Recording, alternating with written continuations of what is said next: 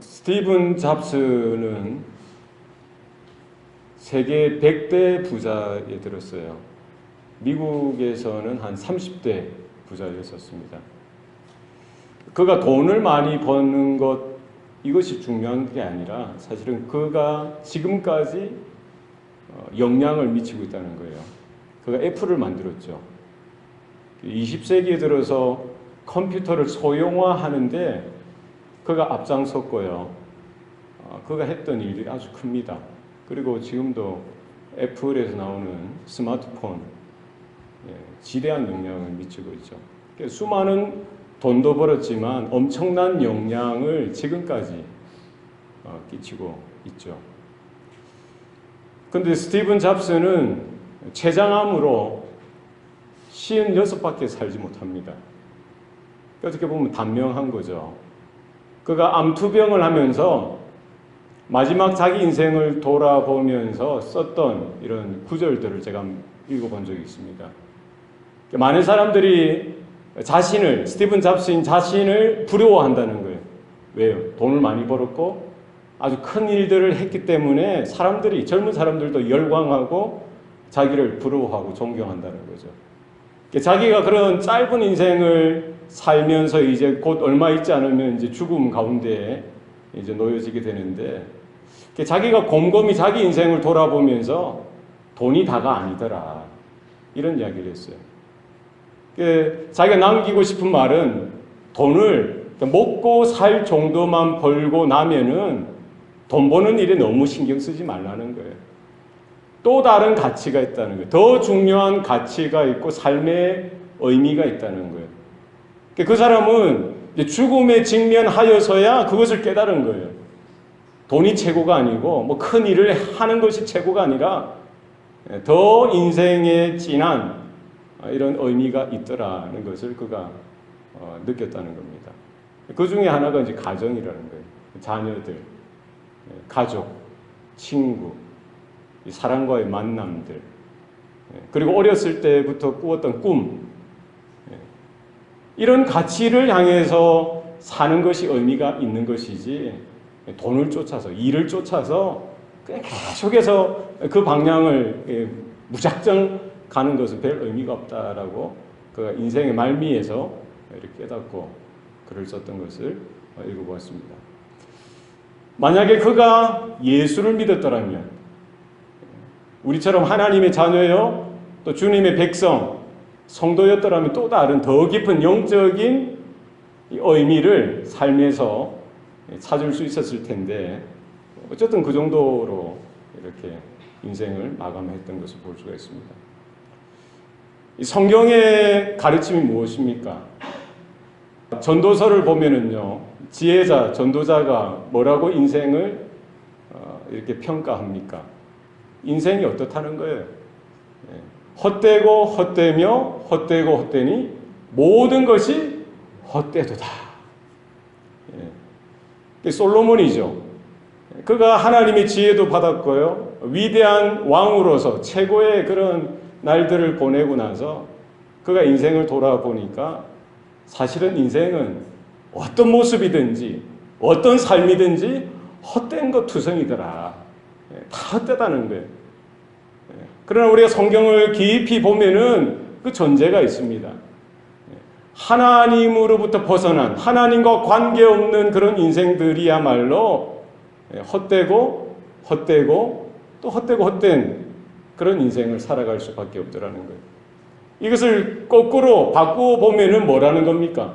하나님과 연결되어져 있는 인생이야말로, 하나님과 관계되어진 삶이야말로 인생에 의미가 있고 또 참되다는 거예요. 우리가 하나님을 경외하는 삶, 하나님을 예배하는 삶, 하나님을 알아가고 하나님을 경험하는 삶이야말로 삶에 있어서 참된 의미요, 참된 가치요, 참된 행복이더라는 것입니다. 이것을 나중에 삶을 다 소진하고 나서, 물론 이제 그때라도 깨달을 수 있으면 얼마나 그게 복입니까? 그것을 깨닫지도 못하고 평생을 그냥 시간에 쫓기며 돈에 쫓기며 여러 가지 일들에 쫓기면서 이렇게 살아가면서 삶을 탕진하는 이런 인생들이 숱하게 많은 것을 볼 수가 있는 것입니다. 우리의 삶을 돌아보면서요, 우리 성경을 읽고 또 공부하고 배우면서 하나님의 진리 앞에 서면서 나의 삶이 어떠한 모습인지, 우리 자녀들의 삶이 과연 어떠한지 이렇게 돌아보고 점검하고 확인하면서 흐트리짐 없이 하나님께만 붙어있고 하나님과의 바른 영적인 관계가 날마다 새로움을 얻고 또 더욱더 튼튼해져 가고 또 그 안에서 하나님이 주시는 참된 축복과 은혜와 삶의 의미를 발견하고 누리는 저와 여러분 되시기를 바랍니다. 오늘 역대상 29장의 말씀은 다윗의 기도죠. 다윗이 이제 마지막 인생의 황혼기에 이제 그는 이제 왕의 자리에서 이제 물러날 즈음에 자기 아들 솔로몬이 이제 왕으로 자리를 차지하고요, 물려주고 또 이제 성전을 장차 솔로몬을 통해서 지어질 것을 바라보면서 그는 마지막 과업이 뭐였던 거예요? 성전을 건축하기 위해서 이렇게 성전에 필요한 금은, 보화, 제목들 여러 가지 성전 건축에 필요한 이런 물품들을 준비하고 또 온 성도들과 함께 이 일이 중요함을 알리고 하나님 앞에 신앙의 바른 고백을 드리는 장면이 되겠습니다. 오늘 10절 말씀에 보면은 다윗이 뭐라고 고백하고 있습니까? 10절 말씀 한번 보시겠습니다. 다윗이 온 회중 앞에서 여호와를 송축하여 이르되 우리 조상 이스라엘의 하나님 여호와여 주는 영원부터 영원까지 송축을 받으시옵소서. 다윗은 누구였습니까? 그는 시대의 영웅이었죠. 나라를 구원한 자였습니다. 이스라엘의 2대 왕으로서 최고의 그 강대국을 이루었던 이스라엘의 번영을 이루었던 성군이었던 것이죠. 오늘 본문에 보면은 본문을 여러분 잠잠히 한번 읽어보십시오. 다윗의 어떤 모습이 느껴지고 있습니까? 다윗이 온 회중 앞에서 여호와를 송축하였던 거예요. 위대한 영웅으로서 사람들 앞에 선 것도 아니고요.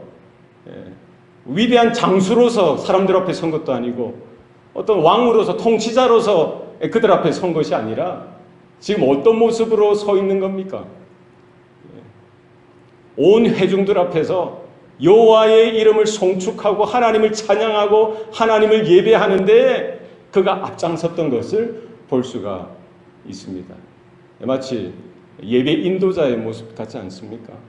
찬양 인도자처럼 온 회중을 함께 그들의 마음을 모아서 하나님 앞에 찬양하며 송축하며 예배하며 나아가는데 다윗 혼자 자기만 예배드리는 것이 아니라 온 회중이 연합하여 온 백성이 회중으로서 하나님 앞에 예배자로서 세워지는 그 자리에 그가 앞장서 있는 것을 우리는 볼 수가 있는 것이죠.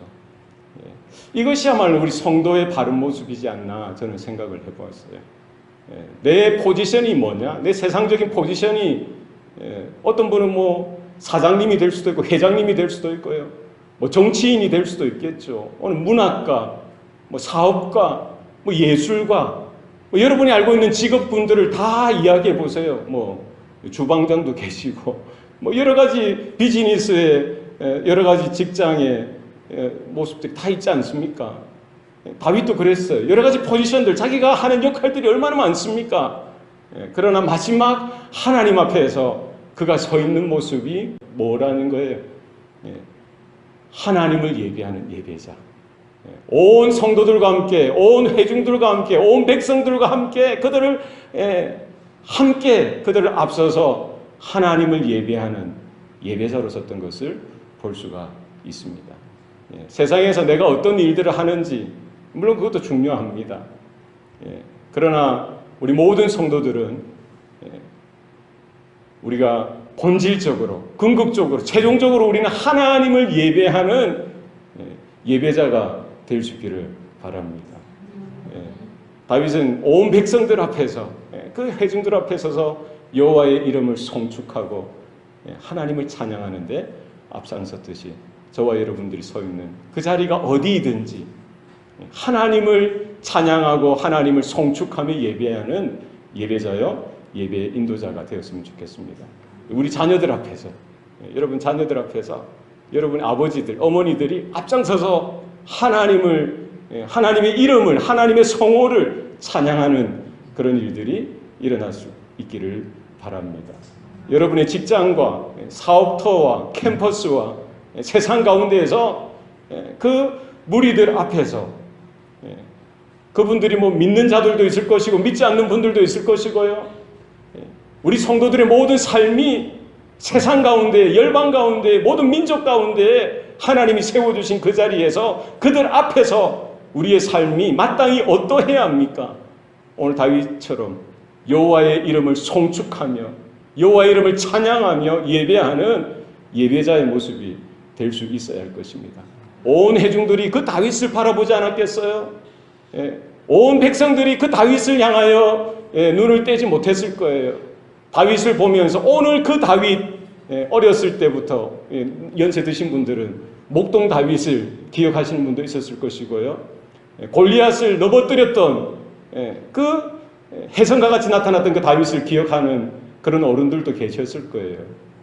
함께 전장터를 누볐던 전우여 동지였던 사람도 있었을 것이고, 성군으로서 왕으로서 평생 40년 동안 다스렸을 때에 그 통치 가운데 하나님의 거룩하심과 의로우심과 하나님의 사람으로서 그 일을 감당했던 왕으로서 다윗을 경험했던 그 많은 수많은 무리들도 있었을 것입니다. 어쨌든 그 다윗을 통해서 예배는 저렇게 드려야 되는구나. 하나님 앞에 예배로, 찬양으로 하나님을 송축하는 인생으로 나아가는 것이 바로 저와 같아야 하는구나. 이와 같은 모습이 다윗을 통하여 온 회중 가운데 영적인 파장으로, 영향력으로 드러나고 나타났을 것입니다. 우리 한 사람 한 사람, 우리 모든 성도들, 우리가 하나님께서 세워주신 그 자리에서 그처럼 예배자로서 나로 인하여 또 다른 어떤 사람이, 우리 자녀들이, 세상의 사람들이나 이웃들이 함께 하나님께로 예배의 자리로 설 수 있는 그와 같은 예배 인도자가 다 될 수 있기를 소원합니다. 왜 이것이 소중합니까? 왜 이것이 귀중합니까? 예배야말로 우리 인생의 최고의 가치요, 최고의 의미가 될 수 있기 때문입니다. 다윗이 뭐라고 고백하고 있습니까? 우리 조상 이스라엘의 하나님 여호와여, 주는 영원부터 영원까지 송축받으시리로다. 예배야말로 최고의 가치가 있는 거예요. 최고의 의미가 있는 겁니다. 왜 그렇습니까? 하나님을 예배하는 것이고 하나님을 찬양하는 것이고 하나님과 관계되어져 있는 것이기 때문입니다. 예배야말로 영원의 가치가 있는 거예요. 어디부터 어디까지 이어진다고 했습니까? 영원부터 영원까지 이어지는 것이 예배라는 거예요. 그래서 아무나 이 예배 자리에 들어올 수 없습니다. 아무나 이 예배를 드리고 싶어도, 하나님을 찬양하고 싶어도 할 수가 없는 거예요. 하나님의 선택받은 자, 하나님의 긍휼하심을 입은 자, 하나님의 은혜를 경험한 자, 하나님의 구원을 받은 자가, 하나님의 형상이 회복되어진 자가 하나님을 예배할 수 있는 것입니다. 하나님께서 아담과 하와를 지으실 때 하나님의 형상을 따라 지으셨다는 거예요. 형상을 따라 지었다는 건 뭡니까? 하나님의 은혜를 받을 만하다는 거예요. 하나님의 형상으로 말미암아 하나님과 영적인 교제가 가능하게 되었다는 거예요. 바로 그 하나님의 형상으로 지음받았던 것이 바로 우리가 하나님 앞에 예배자로 나아갈 수 있는 근거가 되어진다는 거예요. 예배 받으시기에 합당하신 하나님을 우리가 찬양하고 예배하고 송축하는 일들이 일어날 수 있기를 바랍니다. 아담을 지으셨던 그 하나님께서 저와 여러분들 한 사람 한 사람을 빚으시고 손수 하나님의 권세와 능력으로 하나하나 독특하게 탁월하게 지어주셨던 겁니다. 비록 죄로 인하여 죽었던 우리들이었지만 그 자리에서도 건져주시는 거예요. 다시 고쳐주시고 회복시켜 주셔서 예배하기에 합당한 존재로서 하나님의 형상이 새롭게 회복함을 받도록 하나님께서 우리를 구원하시고 회복하여 주신 줄로 믿습니다. 그래서 우리는 분명히 기억해야 되는 것이 있습니다. 나는 하나님을 예배하기 위하여 지음을 받았다는 거예요. 우리 모든 인생들은 하나님을 예배하기 위하여 창조되어졌다는 사실입니다. 믿습니까? 악한 사단 마귀는 그것을 공격하는 거예요. 그것을 두고 볼 수가 없는 겁니다. 하나님을 대적해야만 하고 하나님의 영광을 훼손하기 위해서 그 예배자 된 그 인생들을 유혹하고 타락하게 하고 불순종하게 하고요. 결국 하나님으로부터 멀어져 가게 하고 전혀 예배와 관계없는, 하나님과 관계없는, 하나님의 은혜와 전혀 관계없는 그런 나락으로 무참하게 떨어뜨리는 것이 바로 사단의 전략인 것이죠. 그러나 하나님은 그럼에도 불구하고 자신의 아들 독생자 예수를 이 땅에 보내시기까지 십자가 그 저주의 자리에 던져 넣으시기까지 그 일을 통해서라도 한 영혼이 구원되어져서 하나님의 형상이 회복을 얻고 하나님을 예배하고 하나님 앞에 나아갈 수 있는 그 길을 열어주신 줄로 믿습니다. 이 예배하는 일이 얼마나 귀한 일입니까? 하나님은 이 예배를 잘 찾으시고요. 예배 받는 것을 너무나 기뻐하시고 이 일을 통하여 하나님의 놀라운 일들이 나타나게 하신다는 사실입니다. 아벨은 예배드리다가 죽임을 당하지 않았습니까? 예배 한번 자기 입장에서 잘 드렸죠. 잘 드렸죠. 하나님이 받으시는 예배를 드렸지만 그 일로 죽임을 당했던 겁니다. 그러나 그 아벨의 제사, 아벨의 예배가 결코 헛된 것이 아니라 오고 오는 모든 세대 가운데 순교의 피, 첫 번째 순교의 피가 아니겠어요? 우리가 예배 드리면서까지 정말 피 뿌리기까지 내 목숨을 다하여 하나님을 예배하는 그 전형을 보여주는 것 아니겠어요? 그 아벨의 제사, 아벨의 예배도 결코 헛되지 아니하고요. 장차 영원까지 장차 임하실 그리스도, 우리의 신랑 되신 어린 양 혼인잔치, 그 천국 예배 가운데 새롭게 회복되어지는 일들이 나타나게 될 줄로 믿습니다. 이스라엘 백성들이 구원되어진 이유도 마찬가지예요. 광야의 길로 왜 그들을 불러주셨습니까? 왜 애굽 땅에서 430년 동안 종살이 하던 하나님은 그들을 불러내셨습니까? 너희가 광야에서 나를 예배하리라. 예배하는 민족으로 하나님을 예배하는 백성으로 삼아주시기 위해서 그들을 건져주셨던 거예요. 어느 장소가 중요한 게 아닙니다. 그죠? 물론 성막 가운데 또 솔로몬 성전 가운데 하나님께서 정해주신 그 자리에서 예배 드렸죠. 그러나 바벨론 포로 시대 때는 어떻게 드렸어요?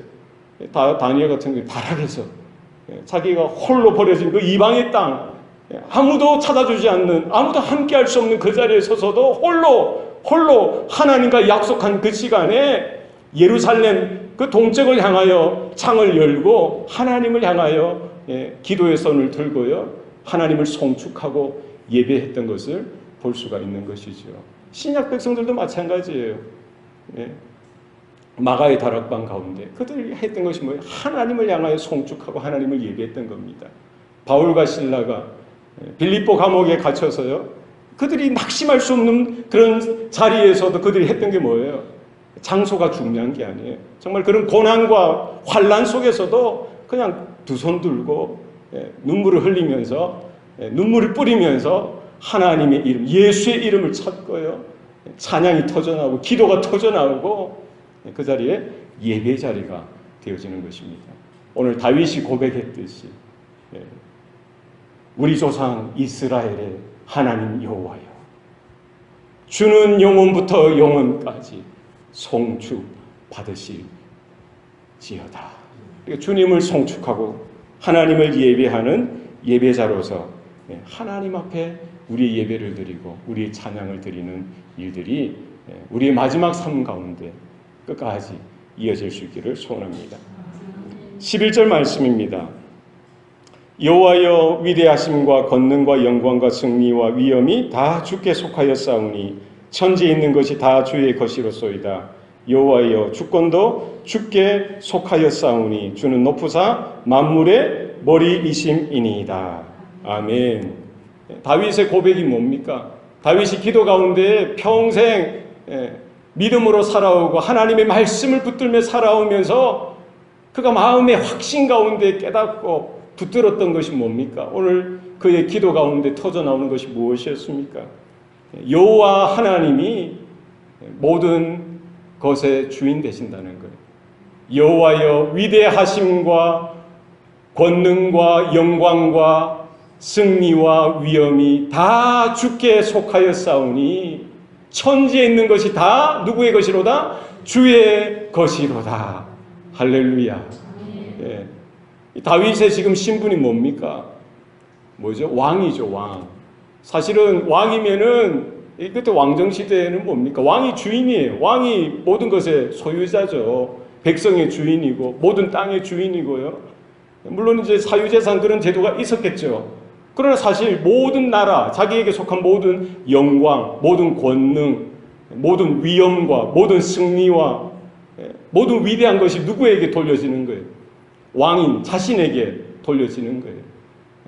그러나 그가 깨달았던 게 뭡니까? 자기도 그런 줄 알았어요. 위대한 것도 내 것이고 권능도 내 것이었고 영광도 내 것이었고 승리도 내 것이었는 줄 알았는데 이런 모든 것들이 사실은 믿음의 눈으로 바라보니까 누구의 것이더라고요? 다 주의 것이라는 거예요.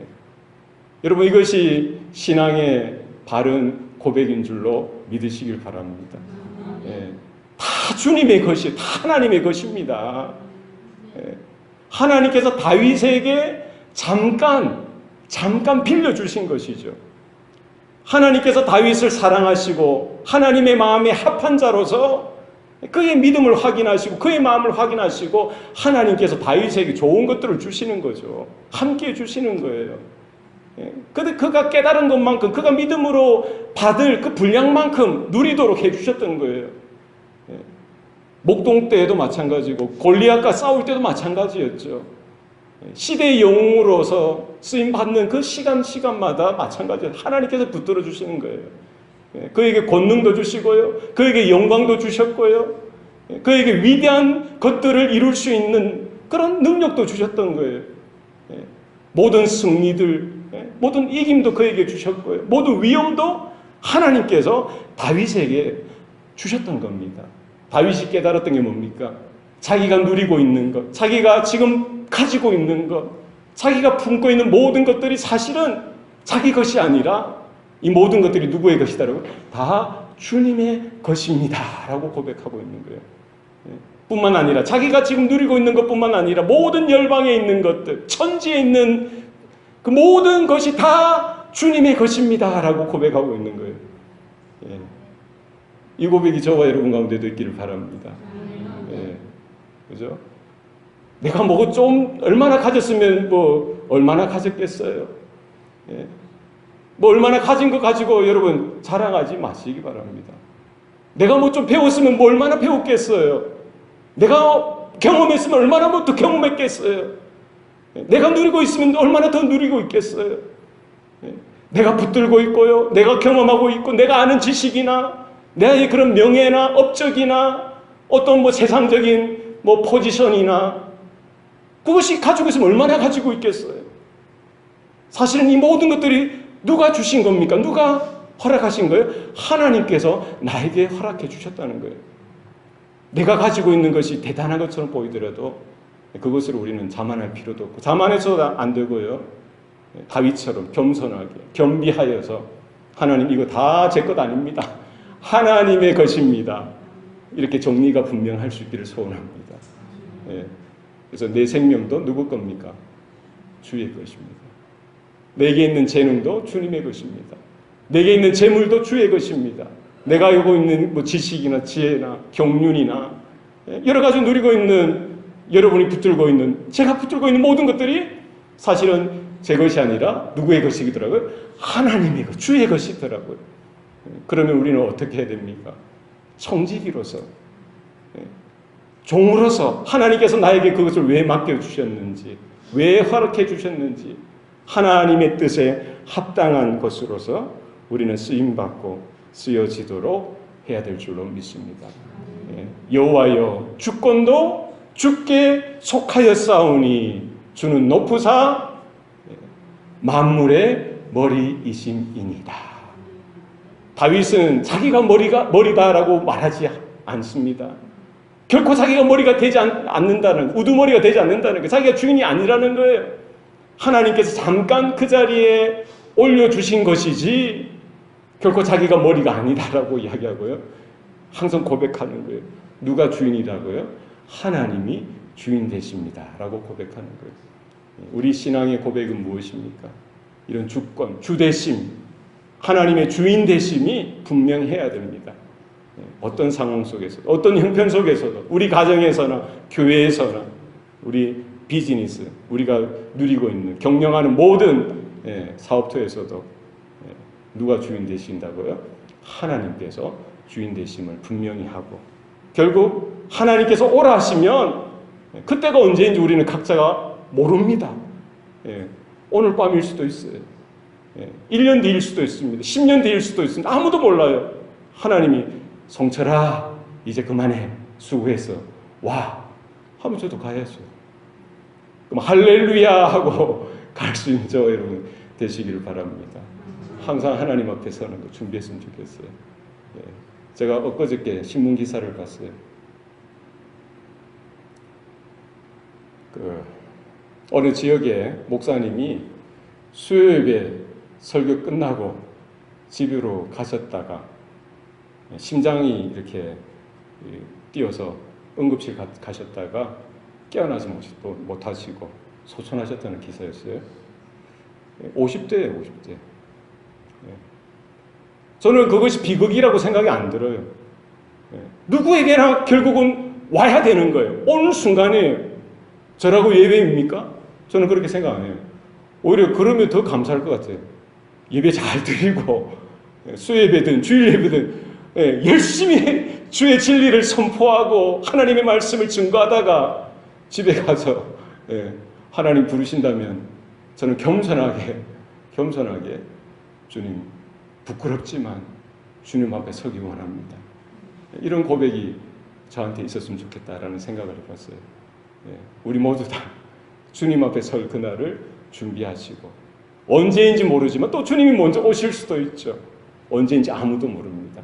그러나 우리에게 분명한 것은 다윗의 신앙 고백이 저와 여러분의 신앙 고백이 되어야 할 것입니다. 예배자로서, 어떤 형편 속에서든지 예배하는 사람으로서 이것이 최고의 가치라는 거예요. 예배가 최고의 의미요, 최고의 축복이요, 최고의 가치라는 사실을 기억하고요. 우리의 자녀들 앞에서, 세상 가운데에서 하나님이 세워주신 그 자리에서 부끄럼 없이 예배자로서 주의 이름을 송축하는, 예배하는, 찬양하는 성도들이 되어야 할 것입니다.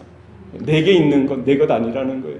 주님께서 잠깐 맡겨주신 거라는 사실을 분명히 하고요. 우리는 교만해서도 안 되고 거만해서도 안 되는 거예요. 겸손하게 두릴 것 떨림으로 다윗과 같은 영적인 태도를 가지고 날마다 우리의 믿음이 입 안에만 머무는 것이 아니라 우리 삶 가운데 전폭적으로 하나님께만 온전히 드려지고, 하나님이 나의 머리 되심, 우리의 머리 되심, 우리의 대장 되심, 우리의 아버지요 주권자 되심, 만유의 주 되심을 우리 날마다 인정하고 고백하는 저와 여러분의 삶이 되시기를 축원합니다. 기도하시겠습니다. 살아계신 아버지 하나님, 하나뿐인 인생입니다. 무가치하게 허랑방탕하게 인생을 허비하지 않도록 주님 도와주시옵소서. 지금까지 하나님의 은혜로 살았습니다. 남은 인생도 하나님만 예배하고 하나님만 찬양하고 하나님께만 우리 모든 최고의 가치를 올려드리는 예배자로 세워주시옵소서. 내게 있는 생명, 건강, 물질, 재능, 여러 가지 것들, 우리의 자녀들까지, 가정과 교회, 우리의 사업터, 모든 것들이 내 것이 아니라 하나님의 것임을 우리가 깨닫게 하시고, 욕심으로 살지 않도록 도와주시고, 교만하여 살지 않도록 도와주시고, 하나님 앞에 겸손하여 겸비하여 날마다 말씀 가운데 우리 자신을 돌아보며 하나님께로, 하나님 앞으로 나아가는 그 시간을 준비하는 복된 시간들 되게 하여 주시옵소서. 모든 것 감사드리고 예수님 이름으로 기도합니다. 아멘.